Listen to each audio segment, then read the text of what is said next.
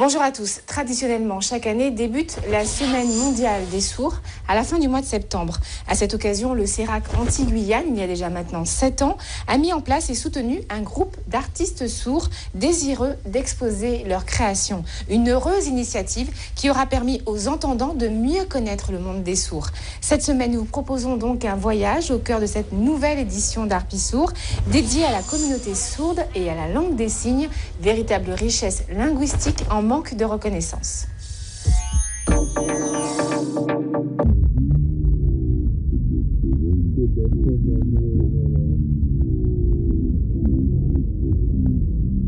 Imaginez un monde comme celui-là. Eh bien, c'est la réalité des personnes sourdes et muettes.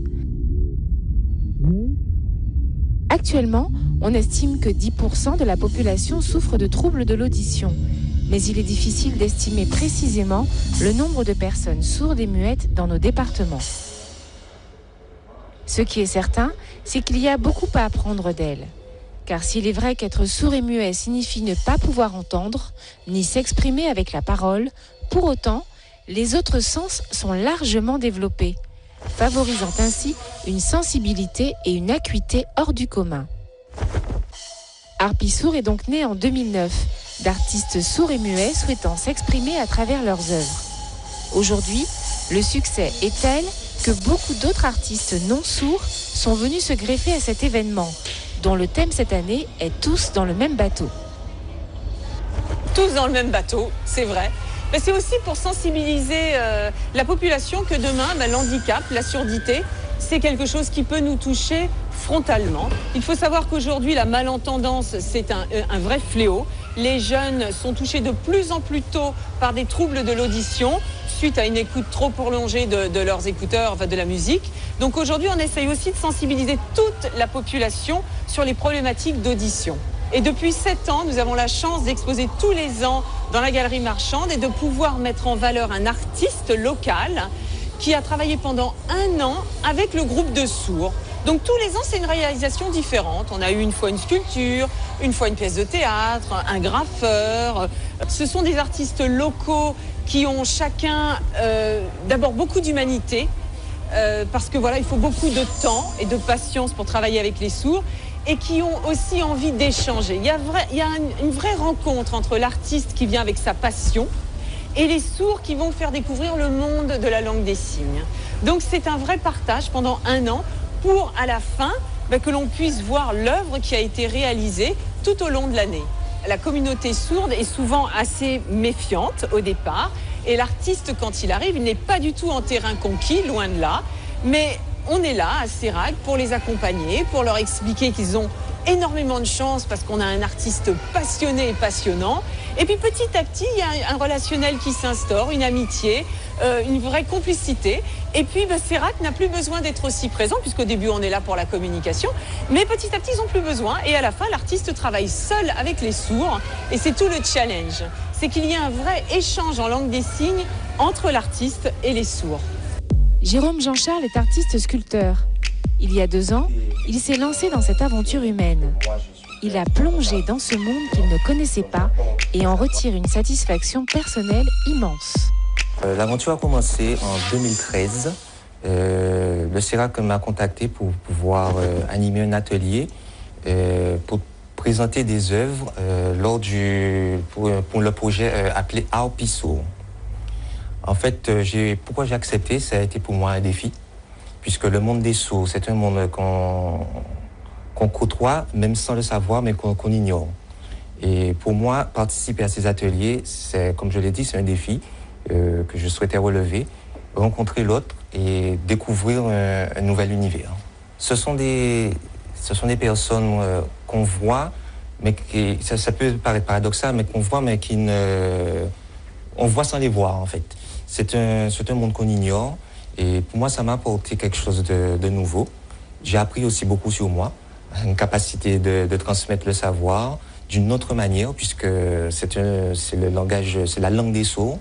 C'est une langue que je ne connais pas, que je commence à comprendre, j'apprends les rudiments, je connais un peu les rudiments, mais ça a été quelque chose d'extraordinaire, en fait.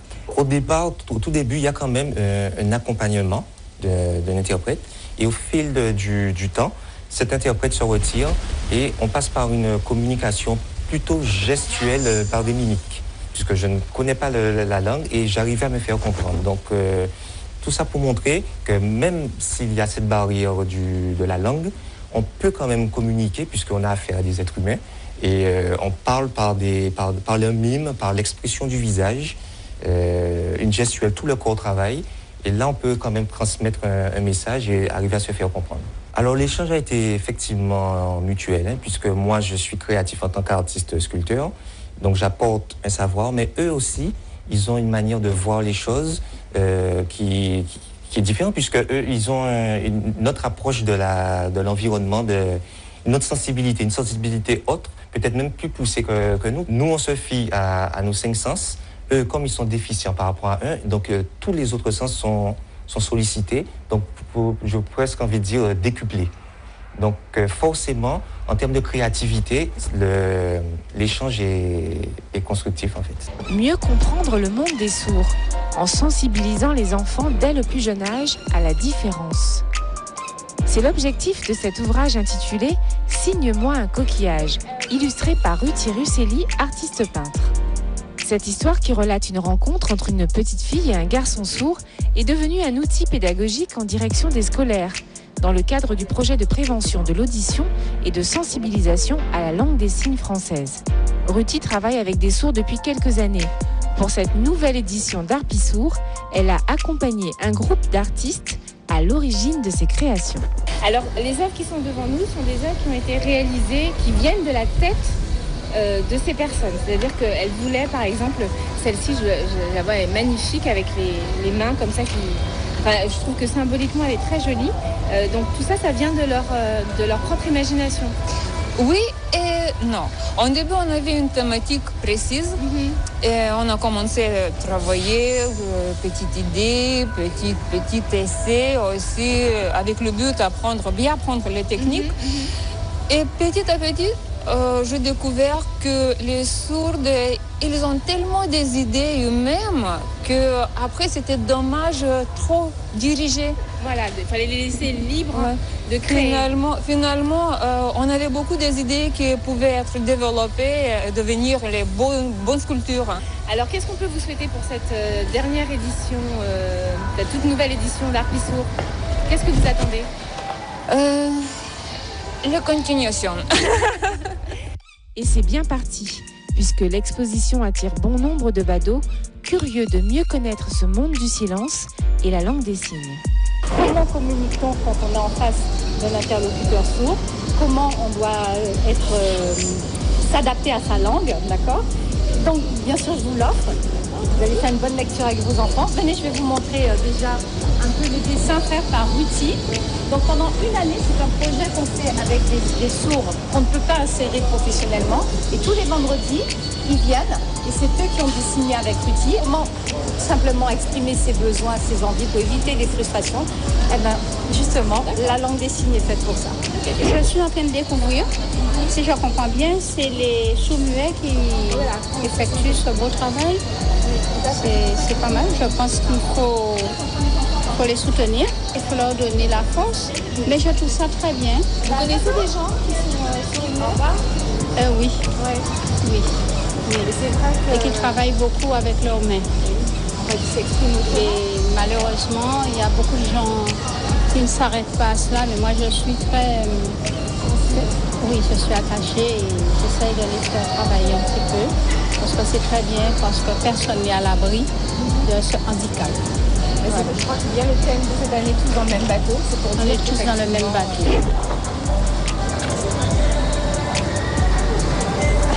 Donc là, j'ai lui en offert un de plus, en cadeau. Il m'a dit merci beaucoup. Ma fille à Paris, elle n'est pas sourd-muette, mais toute la classe a un enseignant qui leur enseigne le langage des sourds-muets. Et je trouve ça vraiment génial. C'est plus facile pour les enfants. J'ai trouvé ça extraordinaire, sa première année. Et elle m'a dit, mamie, tu sais, tu fais ça, mais... Eh bien, tenez, je vous donne. Il y a tout le programme pour les formations. D'accord. Si elle est intéressée. Voilà, je trouve ça génial. Je voulais savoir si en Guadeloupe ça existe aussi. Et puis, je vous donne aussi. Oui. Ah, c'est gentil. Il est bien. C'est quand même le thème de l'expo. C'est la rencontre d'une fille entendante et d'un garçon sourd. Ça, c'est la petite plaquette. Je suis plus intéressée par la plaquette LSF. D'ailleurs, je vous donne aussi le programme de formation si ça vous intéresse. D'accord. C'est intéressant de savoir parce que si on rencontre un sourd. Comment communiquer, comment faire. Exactement. C'est important. Ben, d'abord, la première Ce sont chose, des êtres on humains comme s'exprime nous, avec le mime. Voilà. Sauf, voilà.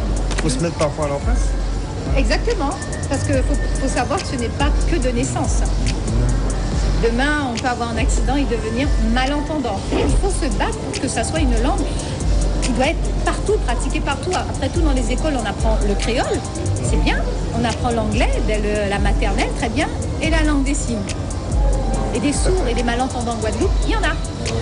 Pour les jours de la semaine, le lundi, on prend la première lettre, le L, et on tourne lundi.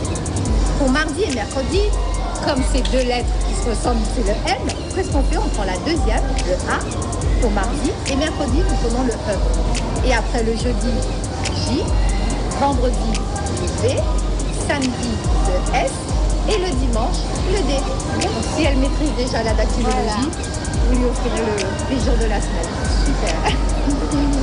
De rien. La langue des signes française est reconnue depuis 2005 comme langue à part entière, option au baccalauréat, mais pourtant largement méconnue. Harpisour est donc l'occasion de rassembler deux univers que tout oppose. C'est aussi une chance immense de croiser des artistes extrêmement talentueux, passionnés et passionnants, dont le seul but est de transmettre.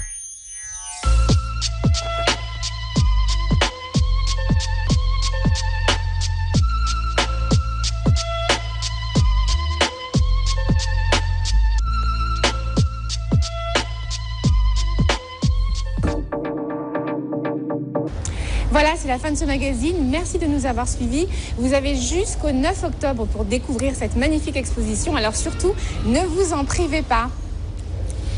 Merci, bonne semaine à vous et à bientôt pour un prochain numéro.